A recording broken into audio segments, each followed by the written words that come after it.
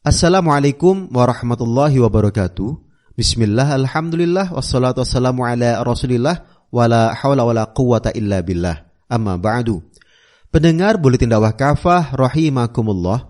Alhamdulillah, kembali hadir di tengah-tengah Anda semua Buletin Dakwah Kafah. Kali ini edisi 287, 2 Ramadan 1444 Hijriah, 24 Maret 2023 Masehi.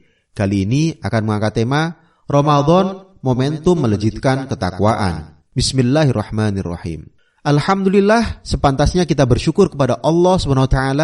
Tahun ini kita bisa dipertemukan kembali dengan bulan puasa, yakni bulan Ramadan 1444 Hijriah. Puasa Ramadan tentu diharapkan dapat mewujudkan ketakwaan pada diri setiap muslim. Allah SWT berfirman dalam Quran Surah Al-Baqarah ayat 183, A'udzubillahi minasyaitonirrajim. Ya ayyuhalladzina amanu kutiba alaikumusyamu kama kutiba alal ladzina min qablikum la'allakum tattaqun.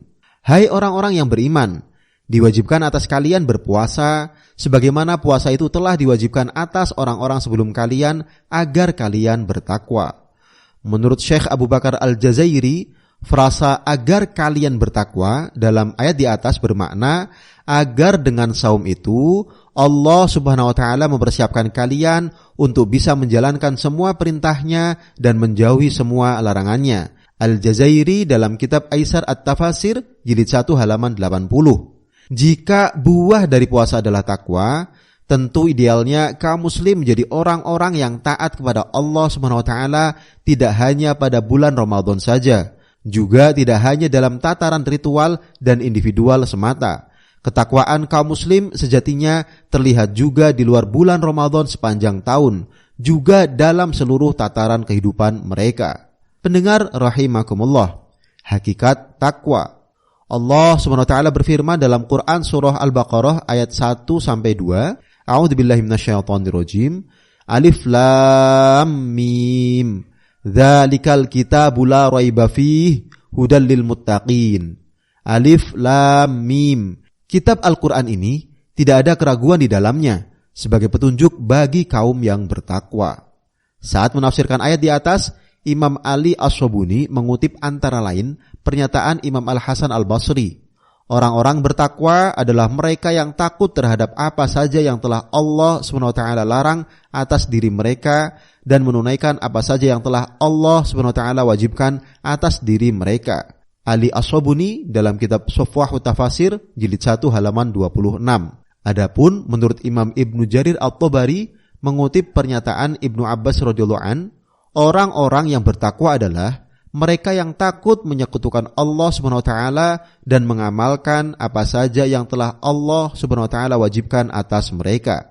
At-Tabari dalam kitab Jami'ul Bayan fi Ta'wilil Quran jilid 1 halaman 232-233. Dengan demikian, jika memang takwa adalah buah dari shaum Ramadan yang dilakukan oleh setiap mukmin, idealnya usai Ramadan setiap mukmin senantiasa takut terhadap murka Allah SWT dengan cara selalu berupaya menjalankan semua perintahnya dan menjauhi semua larangannya, selalu berupaya menjauhi kesyirikan, senantiasa menjalankan ketaatan, memiliki rasa takut untuk melakukan perkara-perkara yang haram, dan senantiasa berupaya menjalankan semua kewajiban yang telah Allah SWT bebankan kepada dirinya. Bukan takwa namanya jika seseorang biasa melakukan sholat, melaksanakan shaum Ramadan, atau bahkan menunaikan ibadah haji ke Baitullah, sementara ia biasa memakan riba, melakukan suap dan korupsi, mengabaikan urusan masyarakat, menzalimi rakyat, dan enggan terikat dengan syariah Islam di luar yang terkait dengan ibadah ritual. Orang bertakwa pun tentu selalu berupaya menjauhi kesyirikan. Syirik maknanya adalah menyekutukan Allah SWT dengan makhluknya, baik dalam konteks akidah maupun ibadah, termasuk meyakini sekaligus menjalankan hukum apapun selain hukumnya. Sebabnya, hal itu pun bisa dianggap sebagai bentuk kesyirikan. Allah SWT berfirman dalam Quran Surah At-Taubah ayat 31, A'udzubillahi minasyaitonirrajim, Ittakhadhu ahbarahum wa ruhbanahum arbabam min dunillah. Orang-orang Yahudi dan Nasrani telah menjadikan para pendeta dan para rahib mereka sebagai Tuhan-Tuhan selain Allah. Terkait ayat ini, ada sebuah peristiwa menarik. Diriwayatkan bahwa saat baginda Rasulullah Shallallahu Alaihi Wasallam membaca ayat ini, kebetulan datanglah Adi bin Hatim kepada beliau dengan maksud hendak masuk Islam. Saat Adi bin Hatim yang ketika itu masih beragama Nasrani mendengar ayat tersebut, ia kemudian berkata, "Wahai Rasulullah, kami orang-orang Nasrani tidak pernah menyembah para pendeta kami." Namun baginda Nabi Shallallahu Alaihi Wasallam membantah pernyataan Adi bin Hatim sembari bertanya dengan pertanyaan retoris, "Bukankah para pendeta kalian biasa menghalalkan apa yang telah Allah haramkan dan mengharamkan apa yang telah Allah halalkan, lalu kalian pun menaati mereka?" Jawab Adi bin Hatim, "Benar wahai Rasulullah." Beliau tegas menyatakan, itulah bentuk penyembahan mereka kepada para pendeta mereka. Bisa dilihat di At-Tabari dalam kitab Jami'ul Bayan fi Ta'wilil Quran jilid 10 halaman 210, juga bisa dilihat di Al-Baghawi dalam kitab Ma'alimut Tanzil jilid 4 halaman 39. Saat ini posisi para pendeta dan para rahib itu diperankan pula oleh para penguasa maupun wakil rakyat dalam sistem demokrasi. Pasalnya, merekalah saat ini yang biasa membuat hukum yang banyak menghalalkan apa yang telah Allah haramkan dan mengharamkan apa yang telah Allah halalkan. Contoh, di negeri ini, riba telah lama dilegalkan atau dihalalkan. Bahkan pemerintah menjadi pelaku riba terbesar. Di antaranya melalui pinjaman utang dengan bunga tinggi. Setiap tahun ratusan triliun rupiah harus dikeluarkan oleh pemerintah hanya untuk membayar bunga utangnya saja, belum cicilan pokok utangnya. Padahal jelas, riba telah diharamkan secara tegas oleh Allah SWT. Bisa dilihat di Quran Surah Al-Baqarah ayat 275. Contoh lainnya adalah privatisasi berbagai sumber daya alam milik umum yang dilegalkan oleh sejumlah undang-undang, seperti Undang-Undang Penanaman Modal, Undang-Undang Migas, Undang-Undang Minerba, dan lain-lain. Padahal jelas, Islam telah mengharamkan penguasaan berbagai sumber daya alam yang menguasai hajat hidup orang banyak oleh individu swasta apalagi asing. Tentu saja, sebagai wujud dari ketakwaan kita dilarang menaati apapun produk hukum buatan manusia yang nyata-nyata bertentangan dengan syariah Allah Subhanahu wa taala. Pendengar rahimakumullah, tanda-tanda takwa. Takwa tentu memiliki sejumlah tanda.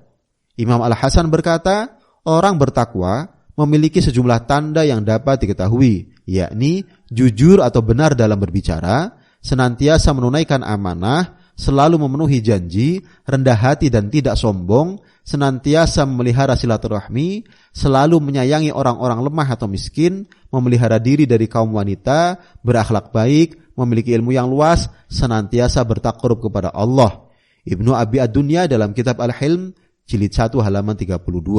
Terkait takwa pula, Zubair bin Al-Awwam pernah menulis surat yang berisi nasihat untuk dirinya sendiri. Di dalam surat itu dinyatakan, amma ba'du, sesungguhnya orang bertakwa itu memiliki sejumlah tanda yang diketahui oleh orang lain maupun dirinya sendiri, yakni sabar dalam menanggung derita, ridho terhadap qada, mensyukuri nikmat dan merendahkan diri atau tunduk di hadapan hukum-hukum Al-Quran. Ibnu Al-Jauzi dalam kitab Sifat As-Safwah jilid 1 halaman 170, Abu Nuaim Al-Asbahani dalam kitab Hilyah Aulia jilid 1 halaman 177. Takwa tentu harus selalu ada pada diri seorang muslim kapanpun, di mana saja, dan dalam keadaan bagaimanapun. Rasulullah Shallallahu Alaihi Wasallam pernah bersabda, "Ittaqillaha haitsuma kunta." Bertakwalah engkau dalam segala keadaanmu. Hadis riwayat At-Tirmidzi dan Ahmad. Frasa haitsuma kunta maksudnya dalam keadaan lapang atau sempit, senang atau susah, riang gembira, atau saat tertimpa bencana. Al-Mubarakfuri jilid 6 halaman 104. Frasa haitsuma kunta juga bermakna dimanapun berada, baik saat manusia melihat Anda ataupun saat mereka tak melihat Anda. Muhammad bin Alan As-Siddiqi dalam kitab Dalilul Falihin jilid 1 halaman 164. Namun jujur harus kita akui, masih banyak di antara kita yang takwanya setengah-setengah. Saat di masjid, saat di majelis ta'lim atau di majelis zikir, mereka bertakwa. Saat Ramadan dan ibadah haji, mereka bertakwa. Di luar itu, mereka jauh dari ketakwaan kepada Allah SWT. Saat ini misalnya, banyak muslim yang tak memiliki lagi rasa takut saat bermaksiat. Tak ada lagi rasa khawatir saat melakukan dosa. Tak ada lagi rasa malu saat berbuat salah. Tak ada lagi rasa sungkan saat berbuat keharaman. Tak lagi merasa risih saat korupsi. Tak lagi ragu saat menipu. Tak lagi merasa berat saat mengumbar aurat. Tak lagi merasa berdosa saat berzina. Maksiat seolah sudah biasa. Na'udzubillah min dzalik. Pendengar rahimakumullah. Takwa kunci keselamatan. Terkait takwa, Abu Bakar As-Siddiq radhiyallahu an pernah berkata, "Wa'lamu anna akyasal kaisit tuqa wa anna ahmaqal humqil fujur." Ketahuilah, cerdas yang paling cerdas adalah takwa dan bodoh yang paling bodoh adalah suka bermaksiat. Bisa dilihat di Al-Baqillani dalam kitab I'jazul Quran jilid 1 halaman 137, As-Suyuti dalam kitab Tarikhul Khulafa jilid 1 halaman 28. Apa yang dinyatakan oleh Abu Bakar As-Siddiq benar adanya. Contoh kecil, betapa banyak pejabat yang bergaji tinggi dan menikmati ragam fasilitas negara yang serba luks dan tentu serba gratis, masih saja terdorong untuk korupsi. Ia lalu tertangkap tangan dan masuk penjara. Ia celaka di dunia oleh perbuatannya sendiri.